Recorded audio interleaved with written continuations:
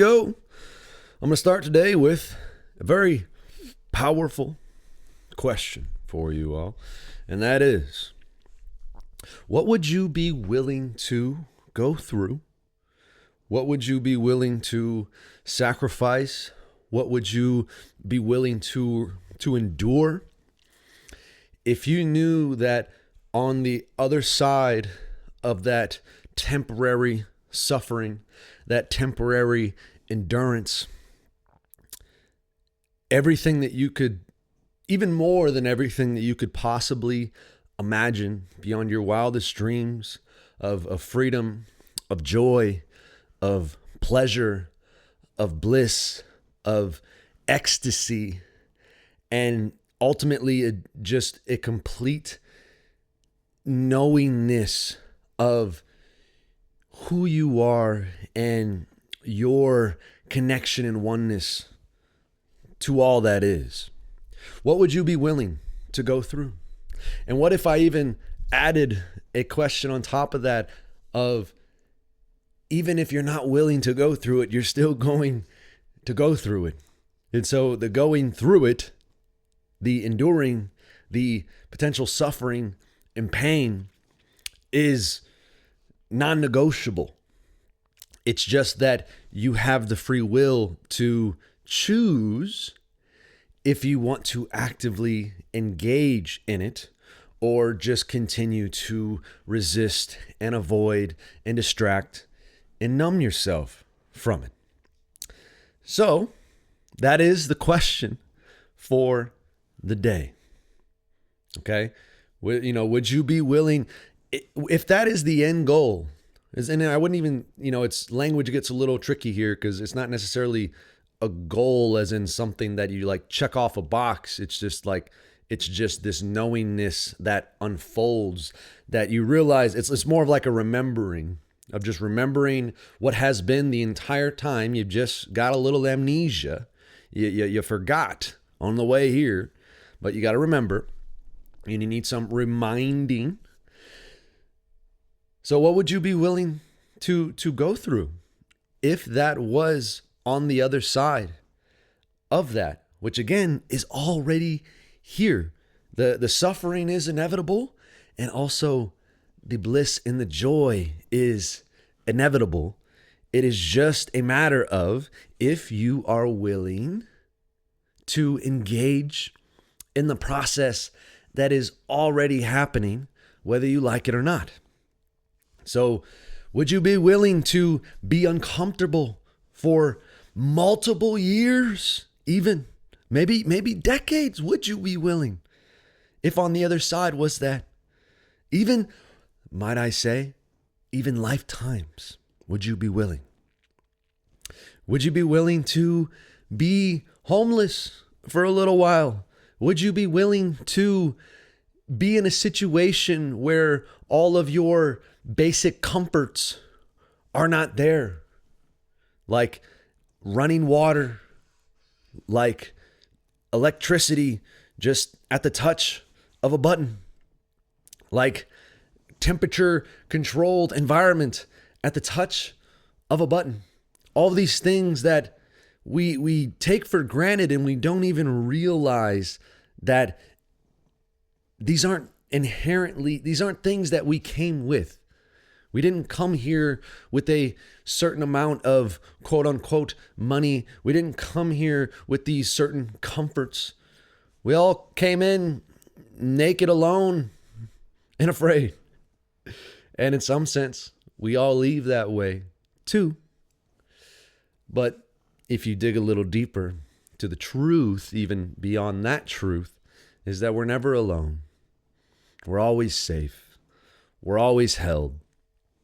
And that, amidst all of the uncertainty, because everything that we build our lives upon to try to create a semblance of certainty and safety and security is just a fucking illusion. But beyond that, and including that, it's a one that in the spiritual community, I'm just going to add a note here that I see very often, is that there's all this talk of transcending, of going beyond, but hardly anybody remembers that the transcending also includes. You don't move beyond the ego and get rid of the ego. You transcend and include the ego. It's all of it, okay? So again, going back to the initial question, what would you be willing to go through? Would you be willing to face some uncertainty, to move to an unshakable uncertainty that is not affected, cannot be affected by any kind of external circumstances? Okay? Because I'm living that. I have lived that. And I'm recognizing more and more that me surrendering to my path has created all of these different circumstances for me to come to this recognition. Because in my life, and again, it's not to say that, my story is better or worse or any kind of thing compared to anybody else's story. It's just my own story, my own experience, what I have, my own enduring, my own suffering to get to this point.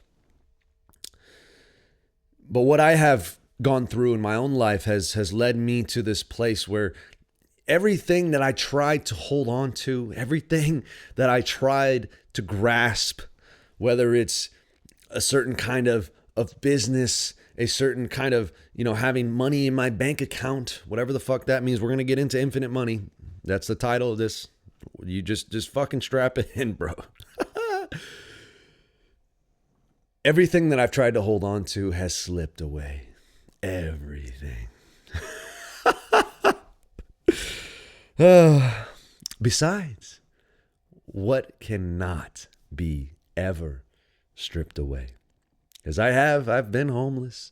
I'm living without running water and power in my house. Again, these are all decisions that I have made. I have essentially fucking $0 in my bank account because I've been called on this path to just let it all go and to truly just trust in the unfolding that is happening.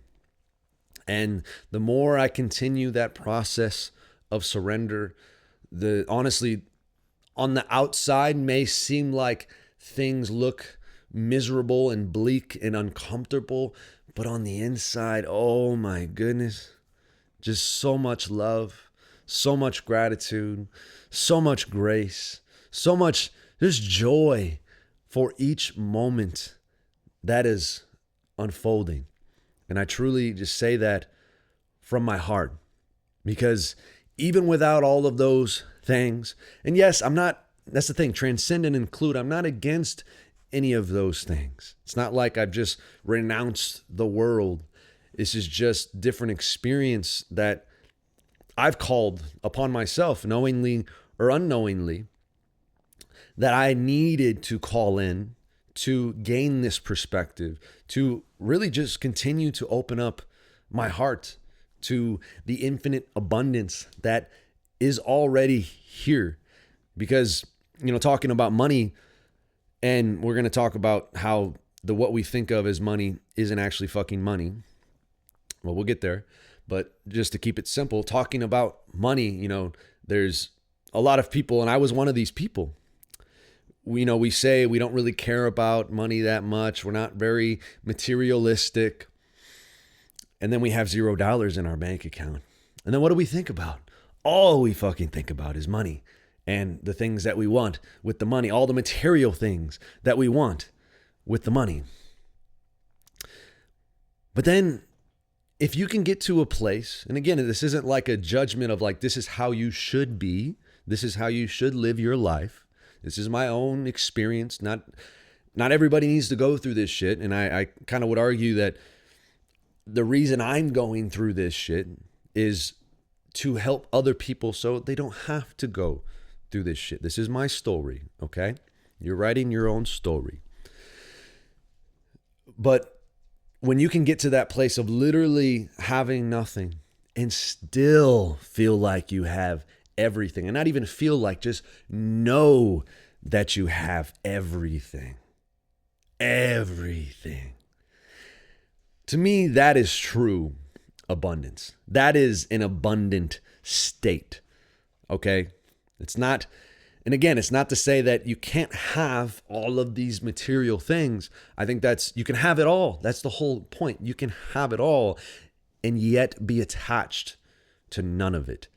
And that for me is the true state of abundance. And I've recognized I've needed to go through this, in a sense, purging process to get to that place within myself, because the inner state is projected and reflected back to you. Okay?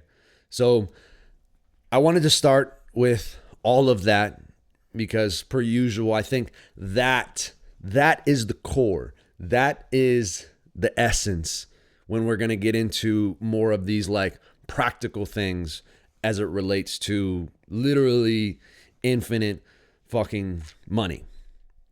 Although it's not money that we're after these days.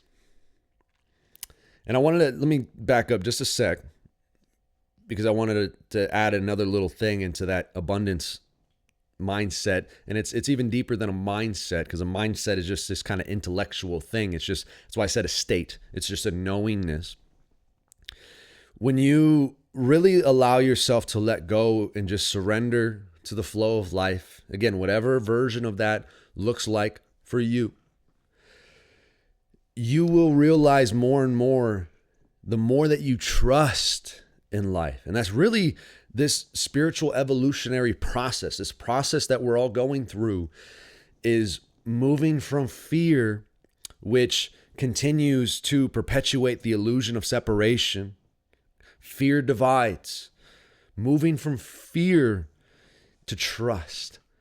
Because even at the bare minimum, when we can trust in the fear and not even reject the fear, because at a deep level, we are afraid of fear itself. And anything that we are afraid of, we avoid.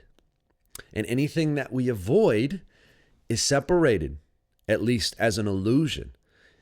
And if it's separated, that means that we are rejecting parts of ourselves because we are all of it.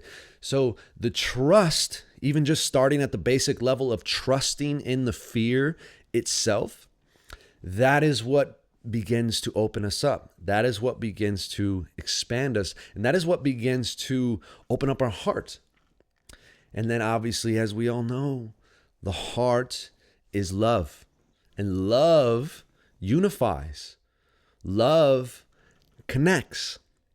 So when you can trust in your fear, ultimately you learn to love the fear as part of you. And that love, you can talk about alchemy, bro. The love is the alchemizing force that catalyzes the fear into more love. Because it's just two sides of the same coin.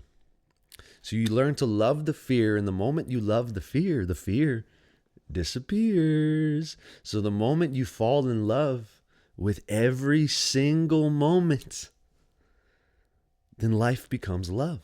You become love. And your sense of self begins to expand and expand and expand and expand. And then you start to see yourself in everything else. And the more you start to see yourself in everything else, your awareness grows. As your awareness grows, what was once subjective and you weren't able to see it, you begin to see it objectively. And as you begin to see it objectively, your sense of control begins to expand. But it's not this control out of fear. It's a control that comes through the power of knowing what you are. It's like, you know your body, or what you identify as your body, and therefore you have the control over what you identify with. As your sense of self your body begins to expand and expand in a sense, you know, you can follow me here. Your power to control also expands. But again, there's a big difference between controlling out of fear. The intention is so important here. There's a big difference between controlling out of fear and controlling just through the natural power of love. Controlling through love is more of just a recognizing of the laws that govern the universe and just aligning that. I would say more of control, it's aligning through love. You're aligning to what you are manifesting. And again, the intention is so important because when it's coming out of fear, fear begets more fear.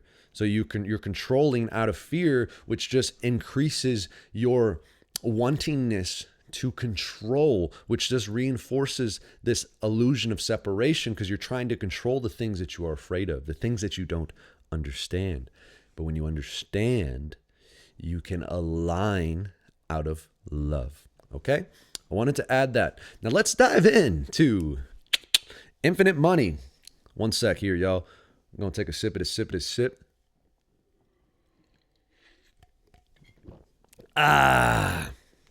So, as you can see now, if you're watching, but I will tell you, your boy has brought the bag.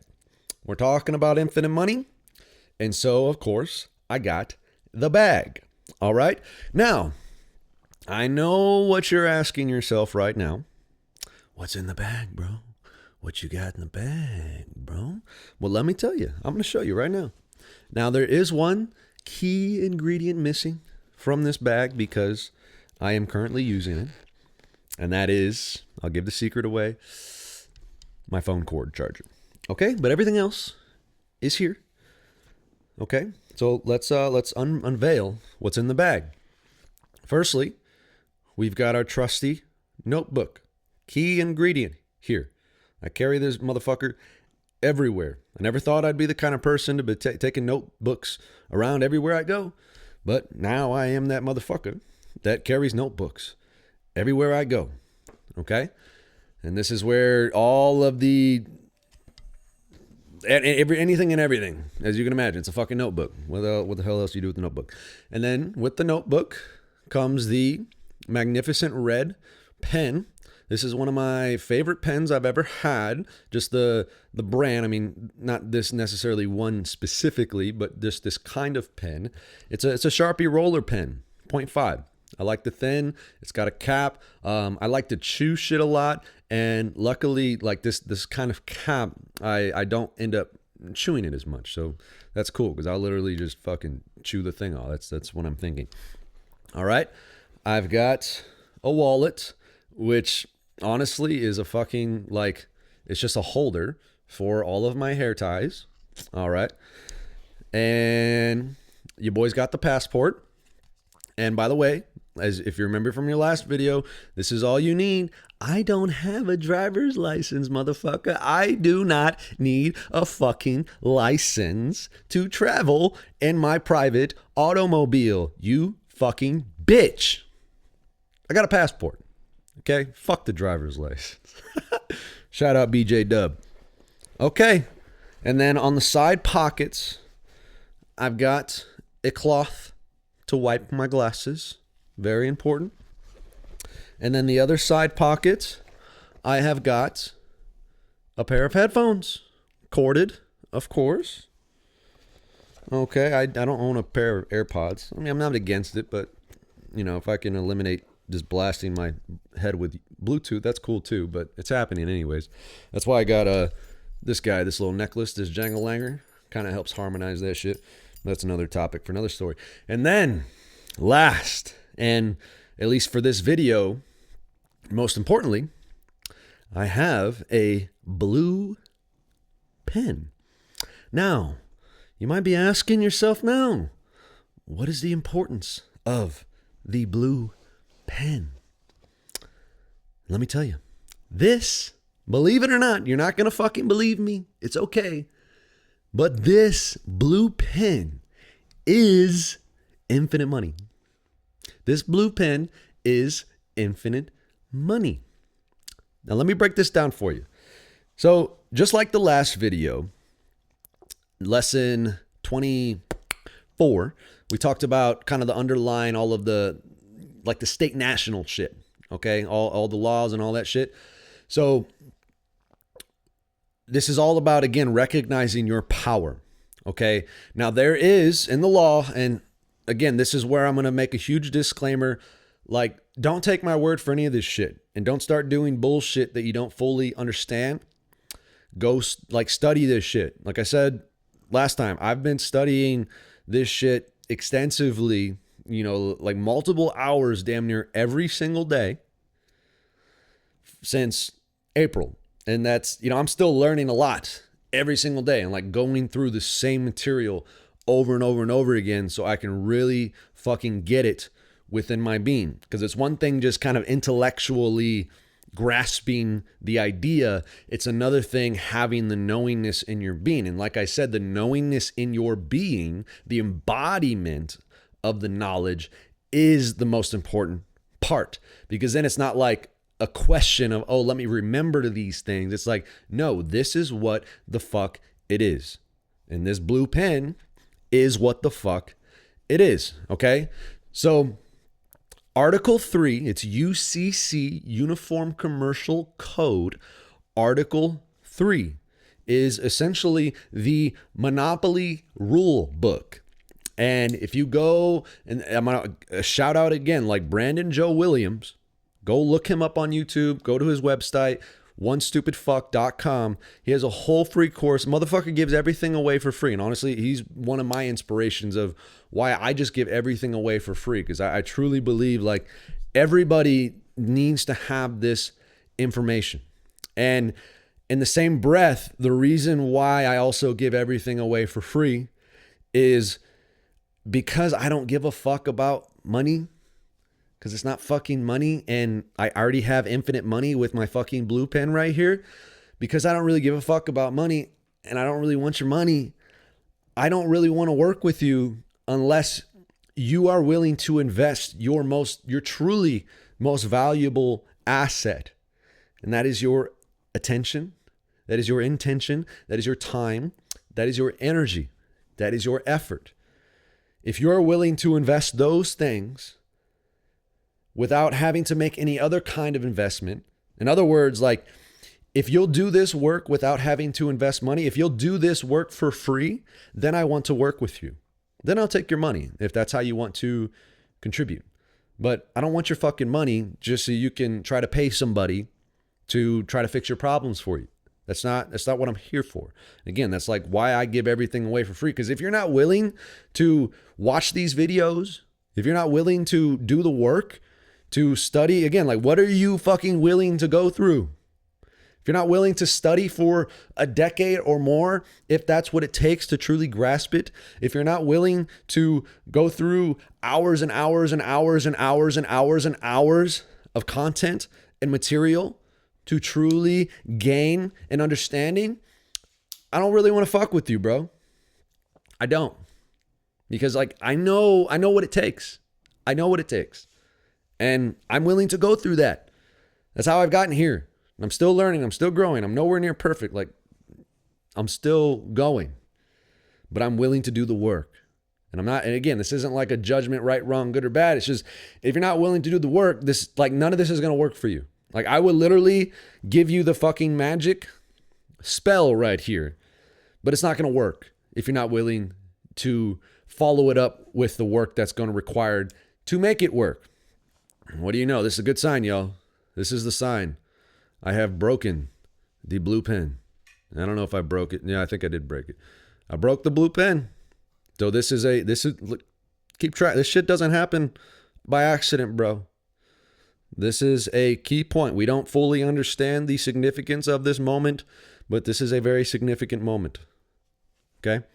So, go check out Brandon Joe Williams. Article 3 of the Uniform Commercial Code is all about negotiable instruments.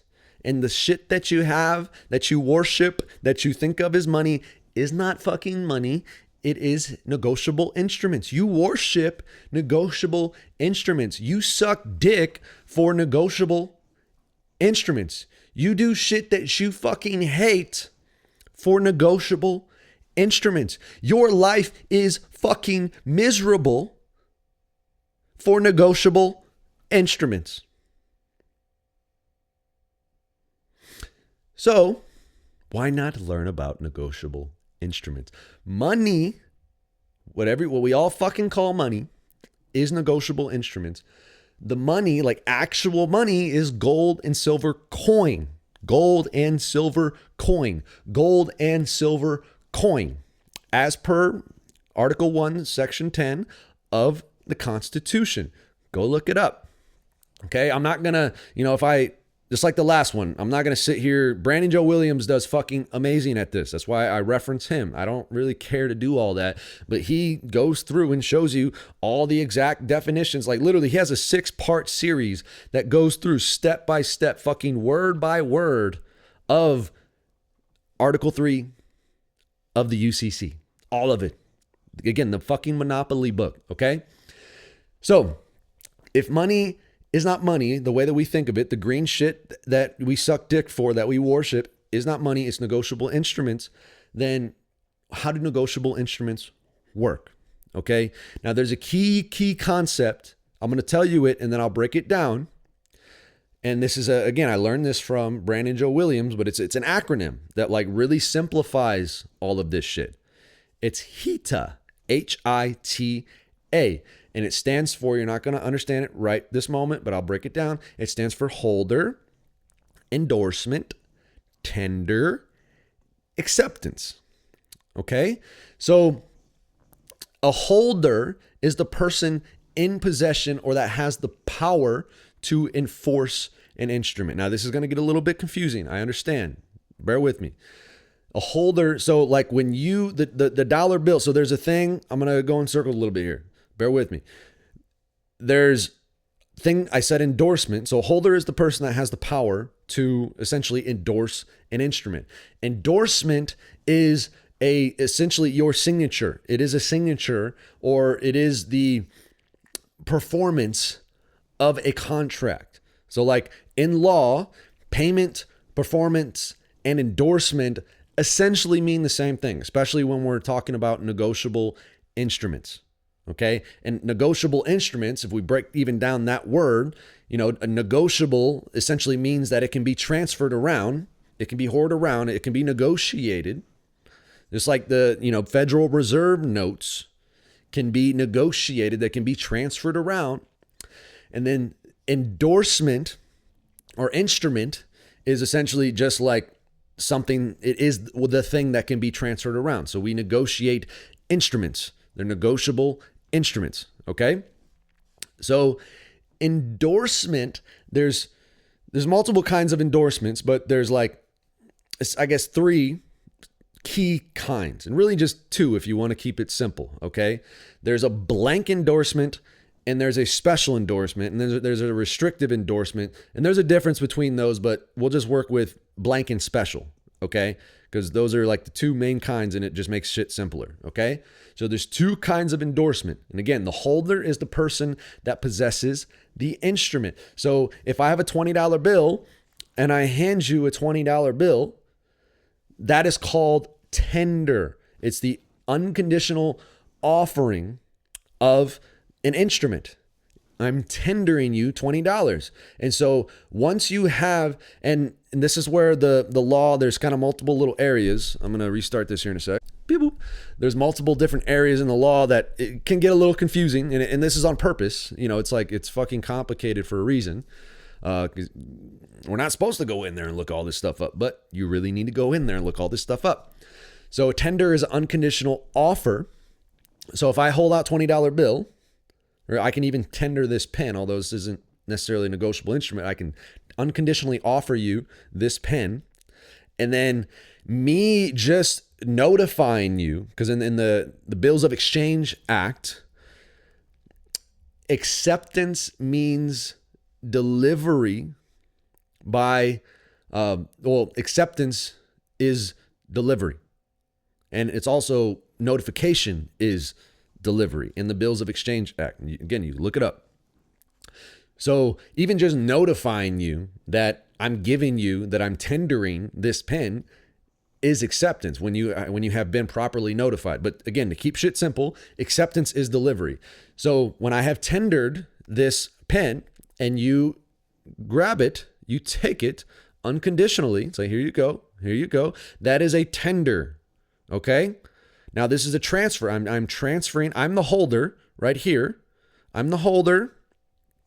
And there's a blank endorsement. It's a $20 bill, we're imagining. And a $20 bill is essentially a negotiable instrument, or any dollar bill is a negotiable instrument. It's an instrument to be negotiated. We are conditioned to believe that this is the only thing that can be negotiated, but it is just a negotiable instrument. And it can be negotiated, but it's has a blank endorsement. And a blank endorsement means that it's payable to the bearer. So there's two main kinds of instruments. There's promises and there's checks or orders. So there's promises and orders. There's a promise to pay and there's an order to pay. A promise to pay is like, here you go, I'll pay this at some point. I'm promising to pay. Like if you have a loan agreement, that loan is a promise to pay. Okay? So a $20 bill is essentially, it's a promise to pay $20, which you got to ask yourself, what the fuck is a dollar? Again, like we don't question all these definitions and what these things actually are. What the fuck is a dollar? Okay. So it's a promise to pay $20 at some point in the future, whatever the fuck even $20 even means. It's just a promise. It's all it is. And then if you look on the dollar bill, and again, Brandon break this shit down like painstakingly. If you look at it at a dollar bill, there's two signatures there. So it's like each little dollar bill is a contract. It's a promise to pay contract. It's a promissory note. Contract, Federal Reserve note. A note is a promissory note. Okay. A check is a bill of exchange. Okay. Like the bill that you get in the mail for your phone bill, or your utility bill, or whatever, that is a bill of exchange. That is a check. That is an order to pay. So it's like, it's an order to pay when it's like, pay this shit, bitch. Like, pay it. And it's due by this date. Pay this motherfucker. That's an order. A promise is like, okay, yeah, this will be paid at some point. Whenever, and there could be terms of the promise. It's like, this will be paid at some point. That's a promise. An order, a check, a bill of exchange is pay this shit. So that bill that you get in the mail is a check. Is like, that essentially is money. The bill, like we think of like, oh, we got this bill and now I got to, use these promissory notes. I have to use these promissory notes, these Federal Reserve notes to now pay this bill. No. That's not how it fucking works, bro. That's how we are led to think that it works. That's not how it fucking works. The bill itself is a check. And remember, HITA. So you receive the bill, and now the bill, you become the holder through tendering. So the bill is tendered to you, and it is accepted through delivery. It is delivered to you. It is accepted. You are now the holder. So what's the last one? Endorsement. Now remember, I said there's a blank endorsement and there's a special endorsement. So a blank endorsement, like I said, is just payable to the bearer. And an endorsement is a signature. You're going to start seeing how this pen is infinite money here. Endorsement is a signature. Okay? Because, and this, like, we're not going to get all the way deep into this because this is like a rabbit hole that you can get lost into. But essentially, the reason that your signature holds all this power is because the whole economic engine is based upon, it's not backed by gold and silver. It used to be backed by gold and silver. There was actually like tangible things that the Federal Reserve notes, the promissory notes, were backed by. They're not backed. They used to be like gold and silver certificates. They're representations of something somewhere else. They're not certificates anymore. They're notes. They're promises. Okay? So because they're not backed by gold and silver, what are they backed by? You got to start asking these questions. And again, you can go down a real long rabbit hole, and there's the Federal Reserve Act, there's the Emergency Banking Act, there's the Social Security Act, there's like all these little different things. But basically what it is it's all backed by the productivity of us. I talked about this last time. Us natural human beings, living, breathing human beings, we are the creditors. You go and apply for credit and you think that the bank is giving you the credit. No. You are crediting your own loans, and you are paying your own bills by your productivity. Your bills are already paid for. Okay? You just have to know how to perform. The whole basis behind negotiable instruments is learning how to perform. Remember, in law, payment and performance mean the same thing. If I say I'm going to pay you $20, if that's part of the contract, then that is a payment. And then also as part of the contract, because it's all contractual, it's all contract law. If I say I'm going to paint your house, paying $20 and painting your house, they're the same thing. It's just a matter of what is specified as payment and or performance, okay? So going back to the check, going back to endorsement, your signature is the power, because your signature, you as the limited human being, are the source of the productivity that makes this whole economic engine work. Just if you would imagine, everybody just stopped doing everything. Farmers stopped farming, factory workers stopped doing factory work. Like everybody just stopped doing what they were doing. Everything would just fall apart. It would all, like, none of this would fucking matter.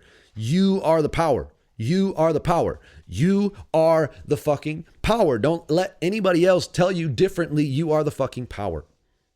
And that is why your signature is infinite money. Okay? So your signature is an endorsement. So again, going back to blank endorsement, special endorsement. A blank endorsement is payable to the bearer, meaning that it's just anybody can have it. That's why a Federal Reserve note is a negotiable instrument with a blank endorsement. It doesn't say that it's specifically payable to anyone. It's essentially, if you look at it, it's a contract between the Federal Reserve System and the United States. And if you look at, I think it's like UCC Article 9-307, I could be wrong on that, but it basically says like the title of that section is location of debtor. Like, who's the actual debtor here? If you're the creditor, who's the actual debtor? The debtor, it's all backwards, bro. The debtor, and it says location of debtor, and then it says United States is located in the District of Columbia. So the business of United States is the debtor. And then you, not you as, so this is where, again, shit's like, it's all stacked and then it's backwards and it's backwards again. It's superimposed. Remember, your all caps name is the debtor, because your all caps name is a subsidiary business of the business of the United States. So those are essentially, in law, it's like essentially the same shit. Like you in the United States business, your all caps business name are one with the United States. So the all caps name is the debtor. So that's where, again, when you go apply for the loan, you're all like, they are right. So again, this is like, there's a lot of fraud in here because we weren't told any of this information, but the way that everything is built, it's technically not fraud until you say it's fraud. Because when you apply for the loan, you're not applying as the natural human person. You're using your social security card, which is a business number. It's like your employee number, as for your all caps name as part of the business of the United States. That is what is applying for the loan. So yes, that is the debtor. But the thing is, your signature, your actual human signature, when you sign a loan agreement or you sign a promissory note for your house, that you're doing a blank endorsement. Because remember, a blank endorsement is payable to the bearer. So when you sign a blank endorsement, now anybody that holds the note, because if you're doing a promissory note for a loan on your car or your house, they're like, sign here. You got your pen, you signed it. The moment you signed it, that is an endorsement. You just created a blank endorsement. Now that piece of paper, it's a promissory note. A Federal Reserve note is a promissory note. You just created a note. You created a promissory note with your signature. So let's say that note is worth, that piece of paper, a Federal Reserve note is just a fucking piece of paper, bro. Don't let that trick you. It's a fucking piece of paper. You just traded your Federal Reserve note, or the Federal Reserve note is a piece of paper. Your promissory note is a piece of paper. So now that promissory note that you did a blank endorsement on is now worth whatever it says that it's worth. This is $500,000, and that's the whole thing. Like your house might be worth $300,000, and then there's a certain amount of interest, and it breaks this all down on the promissory note, and then it says like the maturity of the entire loan might be $500,000. So when you sign that with the blank endorsement, you just manufactured money. You just fucking created money out of thin fucking air, bro, with your signature. Again, it's not money. It's a negotiable instrument. All you did, you just performed on a negotiable instrument. You just didn't know that you did that. It says nowhere in there, and that's where the fraud is, okay? So then what happens is now the bank is essentially a currency exchange. That's all the bank is. A bank is just an institution for currency exchange.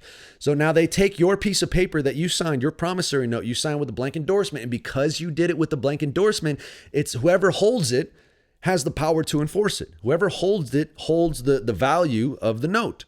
So the bank takes the value, and then the bank puts a special endorsement on it. Now, a special endorsement is when you specifically say who the money is going to. And again, money's not the right term. I'm using it for simplicity. Money isn't the right term. It's more like you can use currency, funds, cash, basically every other word besides money, because money does not embrace debt instruments. All this shit we're talking about are debt instruments, okay?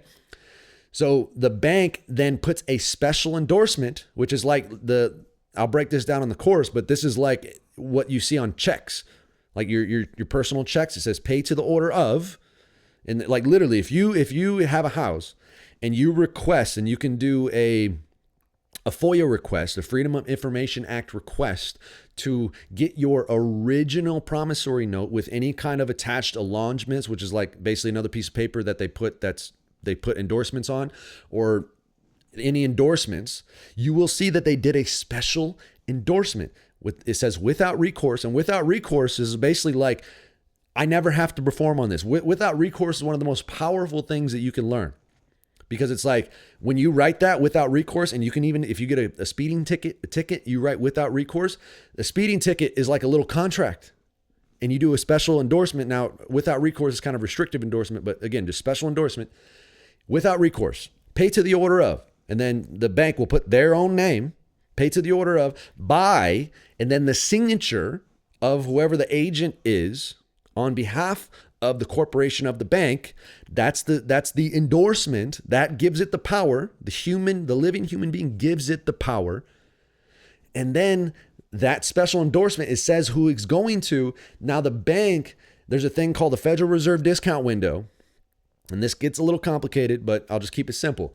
Basically, the bank takes that note, the promissory note, to the Federal Reserve discount window and then exchanges it for Federal Reserve notes. Again, it's just a currency exchange, because that note then becomes collateral, because that note with the special endorsement is fucking money, is money. Again, it's a note, it's a promissory note, but just for simplicity, it is fucking money. And then they exchange it for other money. So you take your promissory note and it gets exchanged for another promissory note, but it's Federal Reserve notes. And then now the bank then gives you the money that you created through your signature, through a blank endorsement. They did a special endorsement. They give you your money back. They pocket the interest, because when they exchange it, it's the entire maturity value of the note. So the house might be $300,000.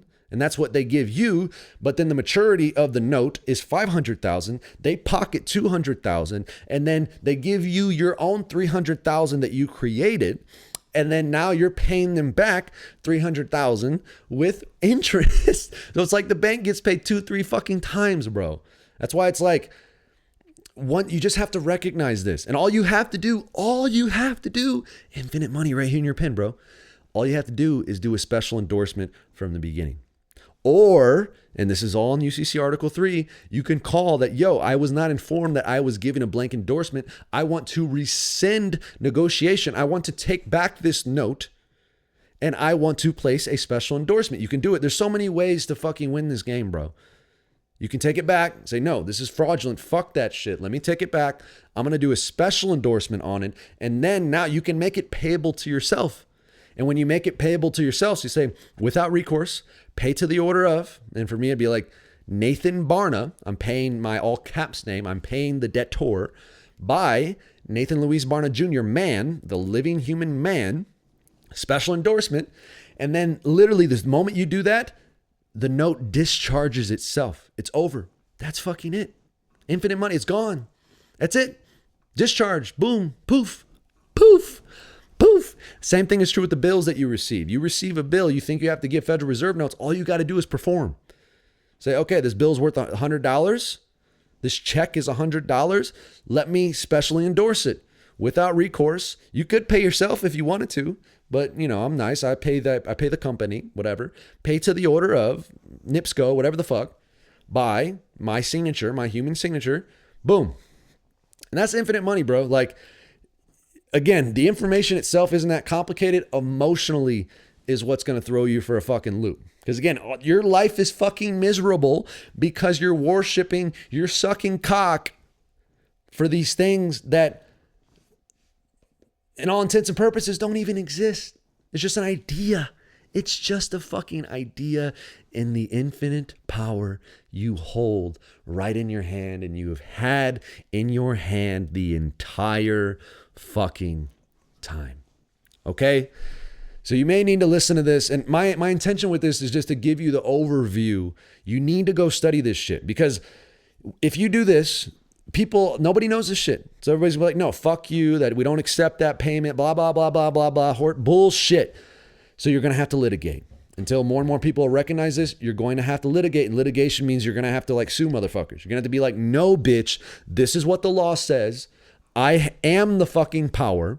You need to uphold this because it's the fucking law. And that's the whole thing. This isn't like illegal. We're doing weird shit, scammy shit. We are following the law to the fucking letter. To the fucking letter. And the other people aren't following the law. So we need to call them out. You are not following the law. I want you to follow the law as it fucking says. Okay? So that is how you have infinite money. And that's why I don't give a fucking shit about your money. Because I already have infinite money. It's already here. It's already here. Infinite abundance is a state of fucking being, bro. All right? Catch me on the lesson, and I will break this down a little more, per usual. Thanks for tuning in. Don't forget, you have the power. Study this shit. Study this shit. Study this shit. Study this shit. You need to build evidence. There's a whole process. I'll break it down a little further. I'll give you the more practical how-tos on the lesson. So stay tuned or watch that or however. I don't know what fuck order you're in, but I'll be honest. I got to piss like a motherfucker. But here we are. Conclusion, love, peace, always. Thanks for tuning in. Bye.